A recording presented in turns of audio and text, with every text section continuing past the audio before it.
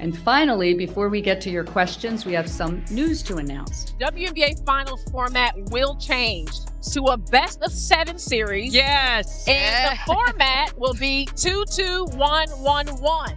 The WNBA just dropped a big surprise during the playoffs. And it's all thanks to the Caitlyn Clark effect. Guess what? They're changing the rules big time for 2026. But here's the real question. Is it too little, too late? Will anything really change? Clark's playoff exit left arenas half empty and ratings in the gutter. Now the league's scrambling to pick up the pieces. But are these new rules really going to fix what's broken? Let's talk about Clark's impact. She didn't just play the game, she rewrote it. 62 shattered records, arenas packed to the rafters, TV ratings through the roof, Clark and the Fever becoming a nightly highlight reel, and fans couldn't get enough. But here's the reality. The moment Clark left, it all came crashing down. We're talking ratings nosediving by 80% in some games.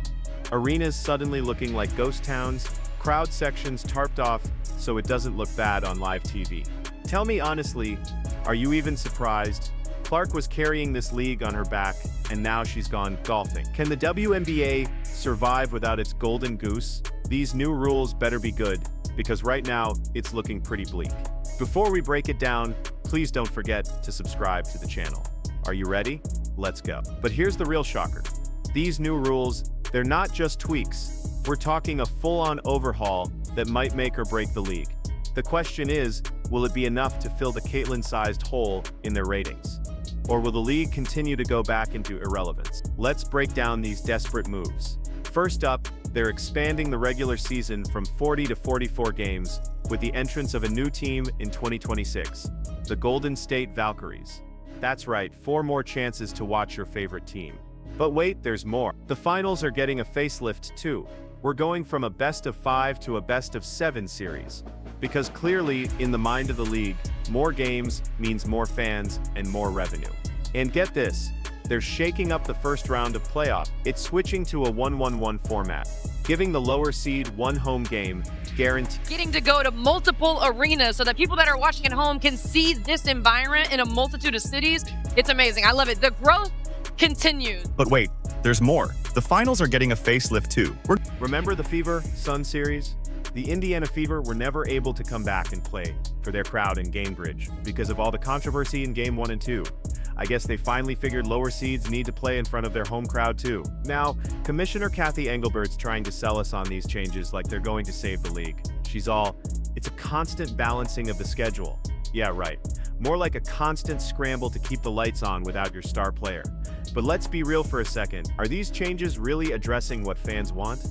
Sure, more games sound great on paper, but what about the stuff that actually matters? Like player safety and fair officiating? Absolutely dismissed by Engelbert. It's like they're slapping a fresh coat of paint on a crumbling house and calling it renovated. Let's please not insult the fans. They saw what Clark brought to the table. Not just insane skills, but a whole new style of play. Fast-paced, joyful, exciting team basketball. No look passes, logo threes, teammates actually playing with each other. And now, it's back to business as usual, just with a longer season.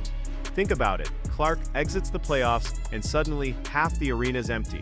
TV ratings nosedive faster than the Chicago Sky train wreck. And the WNBA's brilliant solution is to give us more of what we're already not watching, make it make sense. You've got to wonder if anyone in the league office is actually listening to the fans. Because here's what they're saying. We want the kind of basketball Clark played. We want fair call. We want to see our favorite players protected on the court. But instead of addressing those core issues, we get more games. And let's talk about those ratings for a second. With Clark, you had games pulling in over 1 million viewers, with her playoff games at 2 to 3 million. Without her, you're lucky if you crack 500,000. That's not a dip. That's a free fall. No amount of extra playoff games is going to fix that kind of ratings disaster. So what's the end game here? Are they hoping that by the time the 2026 season rolls around, fans will have forgotten about the fundamental issues destroying the league and just be thrilled with a couple extra regular season games? Or maybe they're banking on the rivalry's narrative to finally catch fire. Because remember, in Cathy Engelbert's world, it's more than just one player. Here's the kicker. These changes might actually backfire. More games mean more wear and tear on Dower, Longer playoff series could lead to more injury. And if the officiating doesn't improve, those extra games are just more opportunities for fans to get frustrated and tune out. It's almost like the league's in denial. They had lightning in a bottle with Clark, and instead of figuring out how to recreate that magic, they're rearranging deck chairs on the Titanic. Fans aren't asking for more mediocre basketball. They want excitement. They want fair play. They want to see their favorite players thrive. Look, I get it. Change is hard. But slapping on a few extra games and calling it progress, that's not gonna cut it. The WNBA needs to take a long, hard look in the mirror and ask themselves, are these changes really addressing what fans want? Or are they just a desperate attempt to milk the Caitlyn Clark effect? If you've made it this far and are enjoying the video, don't forget to like, subscribe, and turn on all notifications. We know watching this video takes some of your time, and we appreciate you. Now back to the action. Everyone's talking about rule changes, but they're ignoring the elephant in the room. What if I told you Caitlyn Clark single-handedly rewrote the WNBA's playbook? Not just on the court, but in boardrooms and living rooms across America. Let's talk numbers, because they don't lie. Clark's jersey became the top-selling rookie jersey in WNBA history. That's not just a win, it's a slam dunk for a league desperate for star power. But it goes way beyond merch. During all her games in 2024, over 54 million combined viewers tuned in. That's not a typo. 54 million. When's the last time that happened? But here's where it gets real. With Clark on the court, viewership for nationally televised games averaged a cool 1.2 million. Without her, it plummets to 440,000. That's not a dip. That's a nosedive.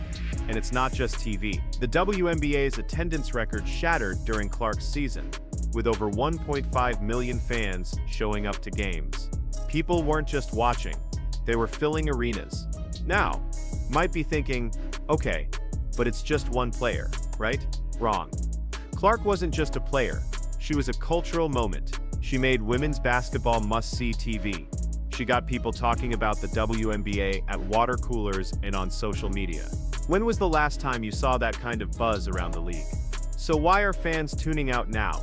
It's not just about Clark, it's about what she represented. Fast-paced, high-scoring, edge-of-your-seat basketball. That's what people want to see. And now, it feels like we're back to the usual snooze fest. But there's more to it. Fans aren't just missing Clark's game, they're fed up with the league's core issues. Player safety? A joke. Fair officiating? Don't make me laugh. Remember the eye poke incident? Or how about that lackluster Rookie of the Year ceremony? These aren't just minor hiccups. They're symptoms of a league that's lost touch with what fans and players actually want. That's what's called being a consumer. You get to buy what you want to purchase. And let's talk about management for a hot second. Cathy Engelbert and her crew seem more interested in short-term gains than building a sustainable, competitive league. They struck gold with Clark, but instead of using that momentum to elevate the entire league, they rode the Clark wave until it crashed. Now they're left scrambling, trying to patch the holes in a sinking ship with these new rules. So Engelbert and company, do you think tweaking a few rules will save the day? Please, let's talk about the elephant in the room. The stuff the WNBA doesn't want you to focus on. These rule changes aren't just a band-aid on a broken leg. They're a smokescreen hiding some serious issues. Let's break it down, starting with player safety. Remember when Clark got poked in the eye during that playoff game? No foul called, despite how nasty it looked. That's not just bad officiating, it's downright dangerous. And it's not an isolated incident. Clark was on the receiving end of 17% of all flagrant fouls in the league during her rookie season. That's insane. One player taking that much hits. Was the Jordan rules in effect again and no one gave us the memo? But hey, at least she got that Rookie of the Year award, right? Wrong. Picture this, Clark, breaking records left and right, changing the game as we know it. And how does the WNBA celebrate? With a phone call, in a practice gym, no fanfare, no ceremony worthy of her historic achievements. It's like they didn't even want to acknowledge how much she'd done for the league. This is the kind of stuff that makes you wonder, does the WNBA even care about its stars? Or are they just looking for quick wins and easy headlines? You can't make this up. And the irony, fans aren't buying it. They're not just missing Clark's game, they're fed up with the league's core issue, player safety. Fair officiating. Recognition for star players. Where's the press conferences on these issues? These aren't just minor hiccups. They're symptoms of a league that's lost touch with what fans and players actually want. And no amount of extra games or playoff tweaks is going to fix that. So what's the solution? Well, it's not as simple as changing a few rules. The WNBA needs a complete overhaul. We're talking top to bottom, inside out. They need to address player safety head-on with clear guidelines and consequences for dangerous play. They need to invest in better training for officials to ensure fair and consistent calls across the board. When you've got a player like Clark breaking records and bringing in millions of viewers, you roll out the red carpet. You make a big deal out of it. You use that momentum to lift up the entire league. So here we are, folks. The WNBA's desperately trying to patch up the Clark-sized hole in their league with these new rules. More games, longer playoffs. Sounds great, right? But let's be real.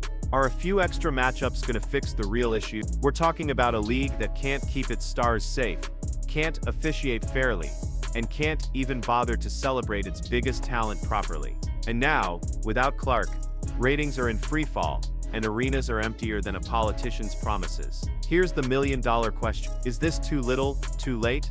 Or are these even the right changes to begin with? Because from where I'm sitting, it looks like the WNBA is trying to put out a forest fire with a water pistol. Will the league learn from the Caitlyn Clark effect, or are we watching women's pro basketball fade into irrelevance? What do you think? Let us know in the comments. Like, subscribe, and turn on all notifications so you never miss out. Click the video on the screen, and we will see you in the next one.